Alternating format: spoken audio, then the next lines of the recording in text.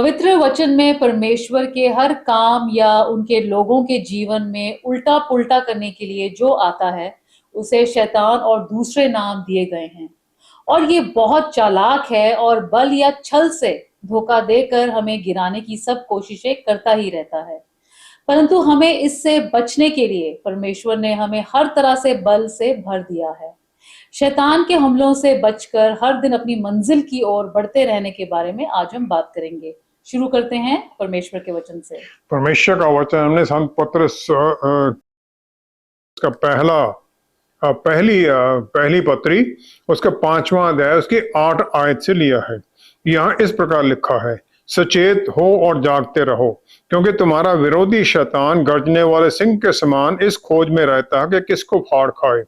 विश्वास में दृढ़ होकर और यह जानकर उसका सामना करो कि तुम्हारे भाई जो संसार में हैं ऐसे ही दुख सह रहे हैं।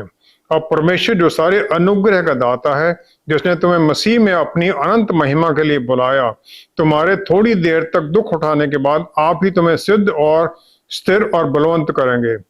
उन्हीं का साम्राज्य युगानुग रहे। आमीन। शैतान जब हमें गिराने के लिए आता है तो हम उसे समझ क्यों नहीं पाते? हम इस दुनिया के लोग हैं और हम जो मटेरियल चीजें, दुनियावी चीजें, उन सबको देखते हैं, लेकिन उसके आगे हम नहीं देख पाते हैं। हालांकि जो लाइट है उसकी रेज अलग अलग फ्रीक्वेंसी की हैं, हम उन रेज को नहीं जानते, नहीं देख पाते। इसी प्रकार हमारी एक वेवलेंथ जिसको हम सुन सकते हैं, उसके आगे हम नहीं सुन पाते हैं। हम कोई अनुमान नहीं लगा सकते, जैसे कि बहुत लोग लगाने की कोशिश करते हैं और जीते भी हैं, कि जो हम देख रहे हैं इसके आगे तो, या सुनते हैं इसके आगे कुछ है ही नहीं है, सब कुछ है।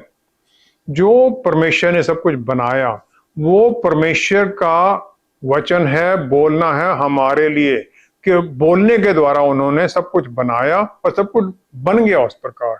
लेकिन हम ये नहीं जानते कि परमेश्वर के मन में उस समय क्या चल रहा था जब वो बोले, जब उन्होंने सब कुछ बनाया।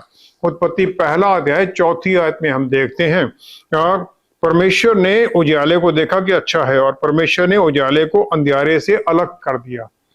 हमें कुछ पता नहीं है कि उस अंधेरे में क्या था जिसे कि रोशनी से अलग किया गया। उत्पत्ति 1 अध्याय उसकी 2, 3 आयत में हम देखते हैं, धरती पर कुछ भी बनाए जाने से पहले धरती बेडौल और सुनसान थी और गहरे जल के ऊपर अंधियारा था, तथा परमेश्वर का आत्मा जल के ऊपर मंडराता था। पवित्र आत्मा परमेश्वर हैं और वो पवित्र हैं, और वो धरती के ऊपर उस समय थे। 1 यूहन्ना 1 अध्याय 5वीं आयत में हम देखते हैं, यूहन्ना रसूल ने कह दिया, जो कि प्रभु यीशु के बहुत नजदीक थे, उन्होंने कहा परमेश्वर ज्योति है और उनमें कुछ भी अंधियारा नहीं है। पवित्र आत्मा परमेश्वर धरती पर थे तो उनके आसपास अंधेरा कैसे हो सकता है? उनकी धरती पर प्रेजेंस थी, अंधेरा भी वहां था। इसके बारे में हम कुछ नहीं जानते, वचन में नहीं क्लियर किया गया है। इसी प्रकार हम देखते हैं उत्पत्ति 1 अध्याय 31 आयत में, परमेश्वर ने सब कुछ बनाया था, जो उसे देखा तो क्या देखा कि वह बहुत ही अच्छा है। It was very good. यहां पर भी हमें कोई किसी तरह की इंफॉर्मेशन नहीं है कि अंधेरे में क्या था जिसे रोशनी से अलग किया गया था। अच्छा था, बुरा था, या बहुत अच्छा था, या बहुत बुरा था। परमेश्वर, जो बुद्धि परमेश्वर से शुरू होता है सब कुछ, और उन्हें किसी भी चीज से अचंभित नहीं किया जा सकता है। वो इस दुनिया के टाइम और स्पेस से, रिस्ट्रिक्शन से परे हैं।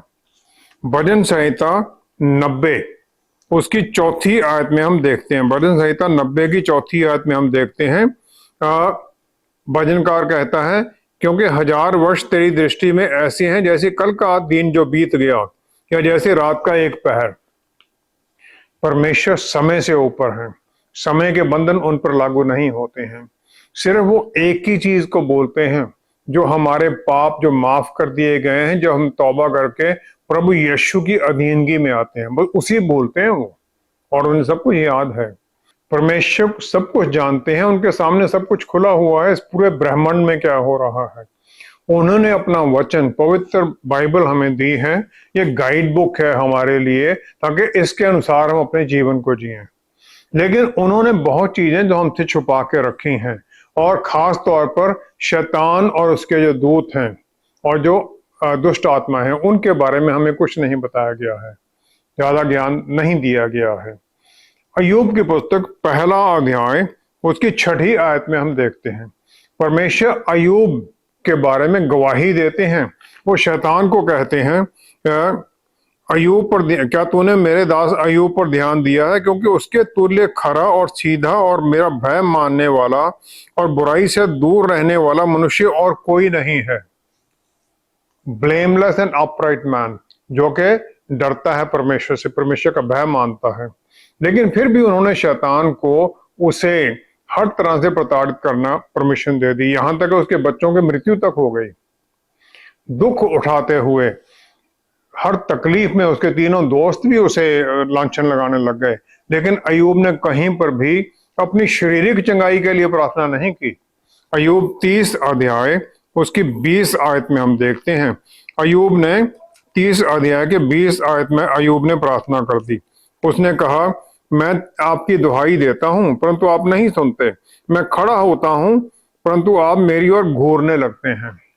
I cry out to you but you do not answer me. Ayyub की प्रार्थना जो थी उसके दुख की गहराइयों को ज़ाहिर करती है, और उसके मन में वो दुख कि परमेश्वर मुझसे दूर क्यों है, जबकि वो पहले बहुत नजदीक था, परमेश्वर के नजदीकी में रहता था और उसका विश्वास भी इसी पर टिका हुआ था। एजेकियल की पुस्तक उसका 28 अध्याय 13 से 15 आयत में हम देखते हैं, शैतान को हर तरह से परफेक्ट बनाया गया था, और वो अदन बाग में था, परमेश्वर के बाग में, और वो छाने वाला खरूब था। लेकिन उसकी जो गिरी हुई नेचर, जब वो पाप में आ गया, उसका बल या उसकी बुद्धि वो कम नहीं हुई है। वो सब कुछ इस्तेमाल करता है परमेश्वर को अपोज करने के लिए और उनके जो परमेश्वर को मानने वाले उनके खिलाफ खड़ा होने के लिए। ये हमारी भलाई के लिए है कि परमेश्वर ने सब कुछ जो होने वाला है आगे भविष्य में, या जो शैतान की बुराई की स्कीम है हमारे लिए, उसके बारे में हमें नहीं बताया है, क्योंकि नहीं तो फिर हम इतना ज्यादा दुख में आ जाते इतने उस ज्ञान से पाकर कि हमारे लिए जीवन जीना ही असंभव हो जाता। पहला पत्रस 5वां अध्याय उसकी 10 आयत में यहां लिखा है, 10वीं आयत में, परमेश्वर जो सारे अनुग्रह का दाता है, जिसने तुम्हें मसीह में अपनी अनंत महिमा के लिए बुलाया, तुम्हारे थोड़ी देर तक दुख उठाने के बाद आप ही तुम्हें सिद्ध और स्थिर और बलवंत करेंगे। थोड़ी देर दुख उठाने के बाद में खुद ही वो करेंगे। और ये है परमेश्वर का जो कारण है, बुराई हमारे ऊपर आती है, हमें दुख देते हैं, ताकि इन दुखों के द्वारा हमें ऊंचे लेवल पर उठाया जा सके विश्वास में और भलाई में, और हमारे जो अंदर गुण उन्होंने दिए हैं वो प्रकट हो सके दूसरों के सामने। परमेश्वर हमारी भलाई के लिए ही सब कुछ करते हैं, और शैतान को जो ये काम है ये भी हमारी भलाई के लिए ही होते हैं। हम शैतान और उसके दूतों को ना तो देख सकते हैं और ना ही सुन सकते हैं, तो उनका सामना इन हालातों में हमें कैसे करना चाहिए? आर्मी जीवन की सबसे बेसिक और सबसे महत्वपूर्ण बात यह है कि अपने शत्रु के बारे में जानना, फिर उसके अनुसार उसे हराने के लिए अपनी प्लान बनाना। अफसियों की पुस्तक 6वां अध्याय 14 से 18 आयत में पौलुस रसूल, जो कि विश्वास के बहुत बड़े योद्धा थे, उन्होंने हमारे लिए जो हमारे पास शस्त्र परमेश्वर ने दिए उनकी पहचान कर दी। लेकिन उन शस्त्रों में कोई भी हमले के लिए शस्त्र नहीं है। जो स्वॉर्ड ऑफ द स्पिरिट, आत्मा की तलवार जो कि परमेश्वर का वचन है, वो भी हमले के लिए नहीं है। उसके साथ भी हमें अपनी सुरक्षा करनी है, और जब हमारे पे हमला होता है तो उसको काउंटर करना है वचन के साथ, और शैतान को वचन की शक्ति से भगाना है। जो शैतान के नाम वचन में बार बार दिखाए गए हैं वो उसके चरित्र को जाहिर करते हैं, और कैसे हमारे ऊपर आक्रमण करता है उसको जाहिर करते हैं। सबसे पहला है गर्जने वाला सिंह, पहला पत्रस 5वां अध्याय 8वीं आयत में। जो शैतान है वो आखिर तक छुप के रहना चाहता है, जो शेर है, सिंह जो है, और फिर वो कमजोर या जो अकेले हैं या जो बीमार हैं सोल में, जो प्राण में बीमार है, उनके ऊपर हमला करता है। वो ये कोशिश करता है कि हमें हर तरह से यूजलेस बना दे, स्वर्ग राज्य के काम के लिए हम किसी भी तरह से नकारा हो जाएं और फिर हम ठोकर खाएं, पाप में गिरें और इस प्रकार हमारा विश्वास नष्ट हो जाए। वो हमें सिर्फ नष्ट इंजरी नहीं करना चाहता कि दुख दे दे, नो, वो हमें नष्ट करना चाहता, पूरी तरह खत्म करना चाहता। हमारा जो इन्फ्लुएंस है और दूसरों के ऊपर जो किसी तरह का भी हमारी गवाही, उसे खत्म करना चाहता है। यूहन्ना 10:10 में प्रभु यीशु ने ही बता दिया। दूसरा उसका नाम है डे स्टार। यशायाह 14:12 में लूसीफर को जो छाने वाला खरूब बताया गया जो स्वर्ग में था, लेकिन अपने अहंकार के कारण उसे स्वर्ग से निकाल दिया गया। यशायाह नबी ने उसे भोर का चमकने वाला तारा कह दिया, क्योंकि वो अपने आप को जाहिर करता है एक रोशनी, ऑल्टरनेटिव रोशनी, परमेश्वर से अलग। और वो कभी भी जो रोशनी उसका सच्चा सोर्स हो ही नहीं सकता है, क्योंकि उसके अंदर तो अंधेरा भरा हुआ है। जो उसके पीछे चलते हैं वो उन्हें अपने साथ उस गहरे खड्डे, पाप के खड्डे में ले जाता, बुराई में ले जाता है और अनंत काल के अंधेरे में पहुंचा देता है। प्रभु यीशु भोर का तारा है। और दूसरा पत्रस 1:19 में, जो अंधेरे स्थान में उस समय तक प्रकाश देता रहता है जब तक कि पौ ना फटे और भोर का तारा तुम्हारे हृदयों में न चमक उठे। भोर का तारा प्रभु यीशु है और हमारे मनों में वो चमकते हैं, फिर नया जीवन शुरू होता है, पौ फटती है। प्रभु यीशु फिर हमारे अंदर पवित्र इच्छाएं जाहिर करते हैं, लाते हैं, ताकि हम उनके रास्तों पर चलें। वो हमें अंधेरे से दूर लेकर चलते हैं, अपनी रोशनी में पहुंचाते हैं इस धरती के ऊपर, उसके बाद में अनंत काल तक स्वर्ग में उनके साथ। तीसरा है परखने वाला, टेम्प्टर। मत्ती 4:3 में प्रभु यीशु का बपतिस्मा हुआ, उसके बाद में पवित्र आत्मा परमेश्वर उन्हें ले जाते हैं विल्डरनेस में, और प्रभु यीशु को शैतान ने उनका टेस्ट लिया, टेम्प्ट किया उसने, ताकि किसी तरह उनका जो मिशन है उसे वो नष्ट कर दे और मसीहा या मुक्तिदाता का जो उनका रोल है उसे खत्म कर दे। जो टेम्प्टर है, जो परखने वाला है, एक चैलेंज रखता है सामने कि उस चैलेंज को जो कबूल करेगा वो अपने आप ही भटक जाएगा। प्रभु यीशु को उसने कह दिया कि अगर आप परमेश्वर के पुत्र हो, प्रूव करो, अपना बल इस्तेमाल करो और रोटी बना लो। जो तुम्हें बल दिया है परमेश्वर ने, पिता ने, अपनी महिमा के लिए इस्तेमाल करो, स्वर्गदूत तुम्हें संभालेंगे। और फिर है मेरे अधीन हो जाओ, शॉर्टकट है और ये सब कुछ तुम्हें मिल जाएगा। शैतान लोगों की कमजोरियों को पहचानता है और फिर वो देखता है जो उन्हें अच्छा लगता है और फिर उन्हें उन कामों के द्वारा बुराई में ले जाना चाहता है, ताकि वो उन कामों में पूरा करें और बुराई में गिर जाएं। चौथा है दोष लगाने वाला, जो किसी भी तरह के जो किसी का पाप है वो उसको तोड़ मरोड़ कर परमेश्वर के सामने रखता है, ताकि वो ये जाहिर कर सके कि ये तो पाप की प्रवृत्ति वाला है, इसे तो सजा मिलनी चाहिए। अय्यूब पहले 2 अध्याय में परमेश्वर ने अय्यूब को धर्मी ठहरा दिया, लेकिन शैतान उसके ऊपर तरह तरह के लांछन लगाता रहा, ताकि उसे दूसरी दिखा सके, नहीं, परमेश्वर को दिखा सके नहीं, ये धर्मी नहीं है। वो परमेश्वर के प्यार के बारे में जानता है अपने लोगों के लिए, फिर वो सच्चाई को ऐसा मरोड़ देता है कि जितने लोग पॉसिबल हैं उन्हें कंडेम कर सके, उन्हें दोष लगाकर अपने साथ नरक में ले जा सके। 5वां है अजगर। इस समय और शैतान और उसके जो फॉलोअर्स हैं, जो दुष्ट आत्माएं हैं, उन सबको स्वर्ग से निकाल दिया गया है, लेकिन उन्हें परमेश्वर के पास जाने, उनकी हजूरी में जाने की परमिशन अभी भी है। जो आखिरी युद्ध होगा उसमें ये सब कुछ कैंसिल हो जाएगा और फिर हम देखते हैं प्रकाशित वाक्य 12:9-10 में यहां लिखा है, वह बड़ा अजगर अर्थात वही पुराना साम जो इब्लीस और शैतान कहलाता है और इस संसार का भरमाने वाला है, पृथ्वी पर गिरा दिया गया। उसके स्वर्गदूत भी उसके साथ गिरा दिए गए। वो अदन बाग में वो सरपेंट है और प्रकाशित वाक्य में वो अजगर है। वो ईव को भरमा सका क्योंकि वो उसके और आदम के कामों के बारे में जानता था, उसने काफी उन्हें स्टडी किया था। छठा है झूठ का पिता। प्रभु यीशु ने उसकी सही नेचर को बता दिया। यूहन्ना 44 आयत में प्रभु यीशु ने कह दिया कि वह झूठ बोलता और अपने स्वभाव से ही से बोलता है, क्योंकि वह झूठा है, वरन झूठ का पिता है। झूठ का पिता है, उसके अंदर सच्चाई है ही नहीं। शुरू से ही जब कुछ कुछ बनाया गया, स्वर्ग बनाया गया, तब से पहला आदमी पहला है जिसने झूठ बोला, और उसके साथ ही फिर हर तरह का धोखा देने का काम शुरू हुआ, और फिर उसने कोशिश की परमेश्वर के तुल्य होने की। उसने सच्चाई को तोड़ मरोड़ कर हवा को भी भरमा दिया, और वो और उसके जो एजेंट दोस्त हैं वो यही करते हैं, जो लोग जिन्हें वो पाप में ले जाना चाहता है। छठा है हत्यारा। प्रभु यीशु ने शैतान को हत्यारा कह दिया। उन्होंने यूहन्ना 8:44 में कहा, वह आरंभ से हत्यारा है और सत्य पर स्थिर ना रहा, क्योंकि सत्य उसमें है ही नहीं। वो हत्यारा है, उसने आदम और ईव की हत्या की, उनकी मृत्यु, परमेश्वर से दूर होना मृत्यु, उसने उनकी मृत्यु का कारण बना, और उन्हें फिर अदन बाग से निकलना पड़ा, परमेश्वर की हजूरी से निकलना पड़ा।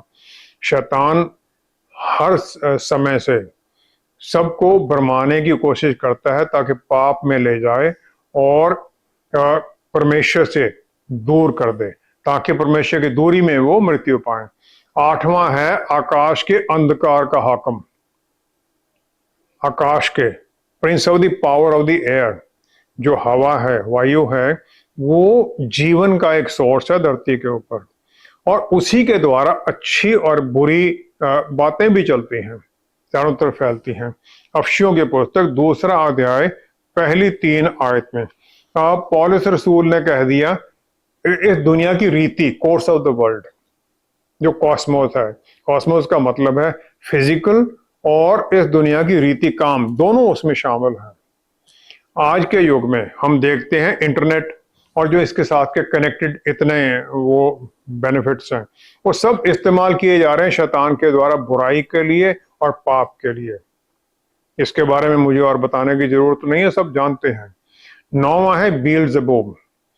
मार्कुस 3:22 आयत में जो शास्त्री यरूशलेम से आए थे, प्रभु यीशु को उन्होंने लांछन लगा दिया कि ये तो शैतान का साथी है, और बेएलज़ेबूब उसका साथी होकर ये शैतान के काम के द्वारा दुष्ट आत्माओं को निकालते हैं, और दुष्ट आत्माएं जिन्होंने लोगों को पकड़ रखा है। शैतान ने इसी प्रकार झूठ के द्वारा 1/3 जो स्वर्गदूत थे स्वर्ग में, उन्हें परमेश्वर के खिलाफ विद्रोह में शामिल किया, और उनका लीडर है, और उन्हें वो आज भी इस दुनिया के अंदर पाप के लिए इस्तेमाल करता है। 10वां है बिलियाल। ये दुष्टता की आत्मा है, और ये शैतान को नाम दिया गया है क्योंकि वो पाप करने वाला पहला था इस पूरी क्रिएशन में। लोग पाप करते हैं अपनी इच्छा या अपनी चॉइस के द्वारा, और वो उन्हें एनकरेज करता है। वो देखता रहता है इसकी आंख कहाँ जा रही है, उसके अनुसार फिर वो आगे कराने लग जाता है। इसका मतलब ये भी है कि वो निकम्मा है, और उसके सारे काम निकम्मे हैं, उसी तरह के हैं।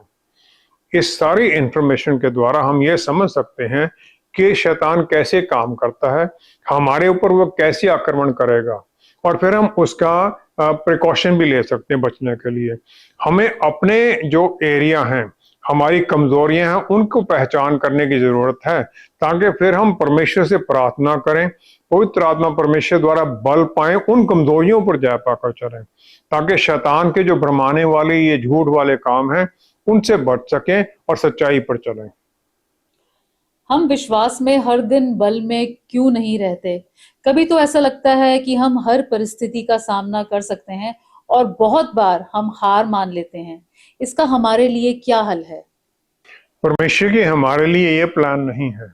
एक प्यार करने वाले पिता चाहते हैं कि हम उनके बल में, उनकी शक्ति में आगे बढ़ते जाएं। 2 तीमुथियुस 1 अध्याय 7वीं आयत में इसीलिए हमें पवित्र आत्मा दिए गए हैं, जो बल, प्यार और आत्म संयम की आत्मा है। जिस प्रकार शरीर को खाना खाने से तृप्ति होती है, लेकिन कुछ समय बाद फिर भूख लगती है, इसी प्रकार प्राण को भी आत्मा की भरपूरी के द्वारा वो तृप्ति मिलती है। लेकिन बहुत विश्वासी हैं जो आज भरे हुए हैं, कल को खाली आत्मा से, इस तरह जीवन जीते हैं। जकरयाह 4 अध्याय 6 आयत में परमेश्वर ने क्लियरली रास्ता दिखा दिया है। उन्होंने कहा ना तो बल से और ना शक्ति से, परंतु मेरी आत्मा के द्वारा होगा। Not by might not by power but by my spirit. मार्कुस 1 अध्याय 35 आयत में प्रभु यीशु ने फिर इसका रास्ता भी बता दिया, क्योंकि प्रभु यीशु बोर को दिन निकलने से बहुत पहले वे उठकर निकले और एक जंगली स्थान में गए और वहां प्रार्थना करने लगे। अकेले सॉलिटरी प्लेस, वहां जाके वो प्रार्थना करने लगे जहां उन्हें कोई डिस्टर्ब ना कर सके। ये हमें कीमत चुकानी पड़ती है। कीमत क्या है? संपूर्ण रूप से समर्पित हो जाना। और फिर कुछ भी ऐसा नहीं है जो हम ये सोचने लग जाए कि हम तो ये अपने बल में कर सकते हैं, परमेश्वर के लिए कुछ भी नहीं कर सकते हम उनके बिना। बहुत आसान लगता है, लेकिन है प्रैक्टिस करना बहुत मुश्किल, पूरी तरह उनकी अधीनगी में जाना।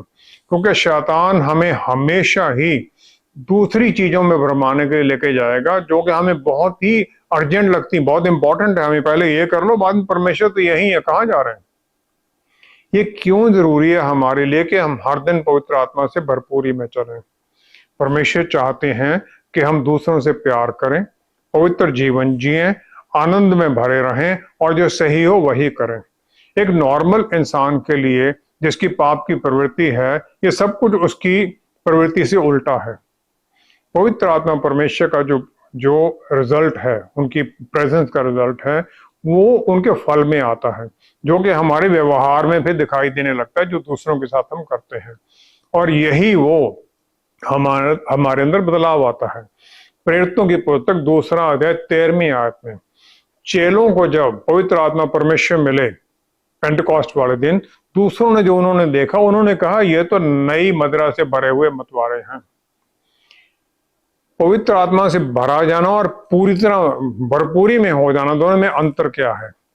अफसियों की पुस्तक 5वां अध्याय 8वीं आयत में, 5वां अध्याय 18 आयत में, अफसियों की पुस्तक 5वां अध्याय 18 में के दाखरस से मतवाले ना बनो, क्योंकि इससे लुचपन होता है, पर आत्मा से परिपूर्ण होते जाओ। आत्मा से परिपूर्ण, फिल्ड विद द स्पिरिट। जो दोनों हैं ये इंसान के बिहेवियर को बदलते हैं। एक तो नष्ट करता है, दूसरा आशीष देता है। जो ग्रीक भाषा का शब्द इस्तेमाल किया गया है वो है प्लेरो, जिसका मतलब है पूरी कैपेसिटी से भरे जाना। जैसे कि कार के पेट्रोल टैंक में हम पूरा फुल कर देते हैं, उसमें और नहीं जा सकता है पेट्रोल, इसी प्रकार आत्मा द्वारा भरे जाना है। फिर जब हम जीवन में आगे बढ़ते हैं, तरह तरह की परिस्थितियों का सामना करते हैं, जाने अनजाने में शैतान का सामना करते हैं, फिर हमारे अंदर वो भरपूरी कम होती रहती है। और ये जो भरा जाना है ये कॉन्टिन्यूस प्रोसेस है, एक वन टाइम नहीं कि आज एक बार हो गया सारी उम्र चलेगा, नहीं। जब शराब किसी के अंदर जाती है, उसके शरीर के अंदर, तो फिर उसकी जो भरपूरी उसके अंदर जाने लगती है। थोड़ा पिया, फिर और पिया, फिर और पिया, फिर उसका जो चलन है शराब का वो उसमें दिखाई देने लग जाता है, उसकी बातों में और उसके चाल चलन में। जब एक विश्वासी को पवित्र आत्मा परमेश्वर मिलते हैं और बार बार वो भरा जाता है, दोबारा बार बार, तो वो पूरी तरह भर जाता है, फिर उसका लाइफस्टाइल भी बदलने लग जाता है, दूसरों को दिखाई देता है।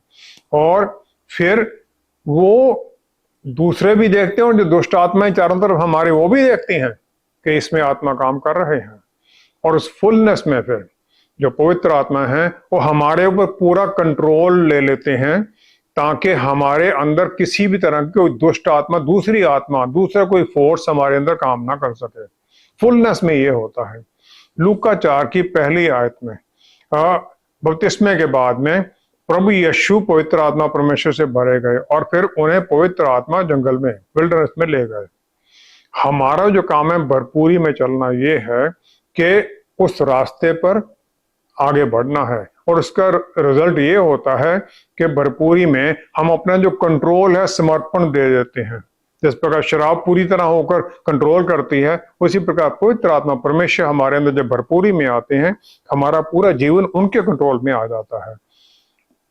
हाफ पे फीलिंग जो है, आधा आधा अधूरा भरपूरी, ये दूसरी ताकतें हमारे अंदर फिर कंट्रोल कर सकती हैं। वल्नरेबल हो जाते हैं हम। जो डिफरेंट स्टेज है भरे जाने की, वो वचन में क्लियर है।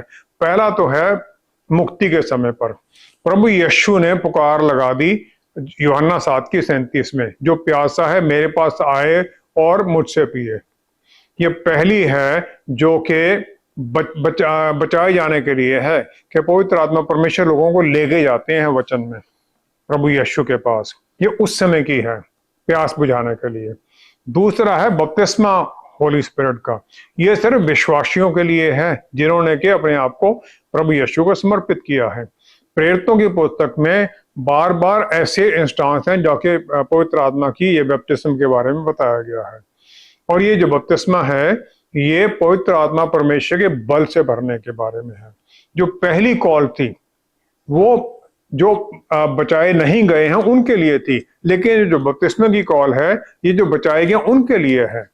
तीसरा है बार बार पवित्र आत्मा परमेश्वर द्वारा भरे जाना। और फुलनेस जो होती पवित्र आत्मा की वो इसलिए सिर्फ नहीं है कि अन्य भाषा में बात करते रहो, बल्कि उनका फल हमारे जीवन में पूरी तरह उनका बल काम करने लगता है।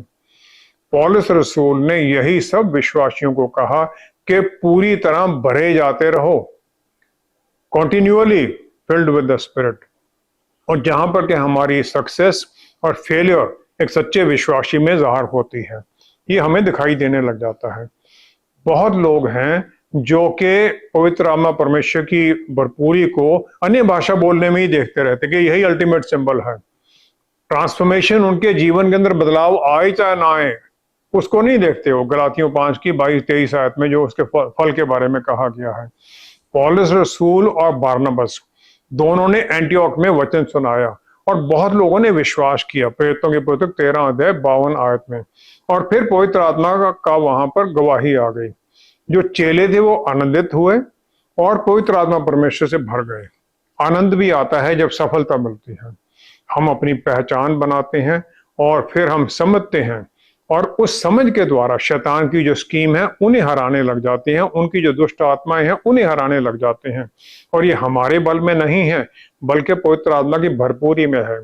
याकूब की पुस्तक 1:5 आयत में याकूब कहते हैं जिसे बुद्धि की जरूरत है वो मांगे और परमेश्वर लिबरली देते हैं, भरपूरी में देते हैं, जो कि उनके पवित्र आत्मा परमेश्वर द्वारा मिलता है। जब हम पूरी तरह समर्पण होते हैं तब फिर हम मांगते हैं और फिर हम अपना मुंह पूरी तरह खोलते हैं ताकि परमेश्वर उसे भर दे। उनका वायदा है। आमतौर पर तो हमें मांगना भी नहीं आता, हम तो मांगने में भी लिमिट कर लेते हैं, फिर उनके बल से भरे जाते हैं। उस बल में फिर हम सांपों और बिच्छुओं के ऊपर रौंदते हुए आगे बढ़ते हैं। उनकी शक्ति में दुष्ट आत्माएं जो शैतान की आत्माएं उन पर जीत पाकर चलते हैं। उनके बल में, उस बल में भरे हुए फिर जीत में दिन प्रतिदिन हम चलते रहते हैं। शैतान की हर स्कीम पर जीत पर चलते हैं। आइए हम प्रार्थना करें। पिता परमेश्वर, क्या ही धन्य है आपने हमें अनाथ नहीं छोड़ा है, हमें सहायक दे दिए, और वो भी कैसे बलवान सहायक, अपना आत्मा जो हमें बल से भरते हैं, आत्म संयम सिखाते हैं और आत्म संयम में प्यार सिखाते हैं, हमारे अंदर बदलाव देते हैं। बस इसी प्रकार हम सब आपके बारे में जानते जाएं, आपके ज्ञान में बढ़ते जाएं, बुद्धि में बढ़ते जाएं, और फिर हम मांगते जाएं हर दिन आपके बल और शक्ति से भरे हुए, पवित्र आत्मा परमेश्वर से भरे हुए, दिन प्रतिदिन पर फिर हम शैतान की हर तरह की स्कीम का सामना करते हुए जीत में चलें और आपको महिमा दें। पिता परमेश्वर, सारा आदर सारी महिमा आपको देते हुए सब कुछ प्रभु यीशु के पवित्र नाम में मांगते हैं। आमीन, आमीन, आमीन। सब लोग अपने जीवन में हर तरह की परिस्थितियों पर जय में चलना चाहते हैं, लेकिन कितने हैं जो इसके लिए मेहनत करना चाहते हैं? इसके लिए अपनी इच्छा और राह को पूरी तरह से समर्पण करना पड़ता है और फिर परमेश्वर के बल से हर दिन भरते रहना है। वचन पढ़ना, समझकर अपने जीवन में लाना और पवित्र आत्मा के बल से हर दिन भरे रहना, यही सफल जीवन की कुंजी है। Thank you so much for watching. See you next time. Stay blessed. Shalom.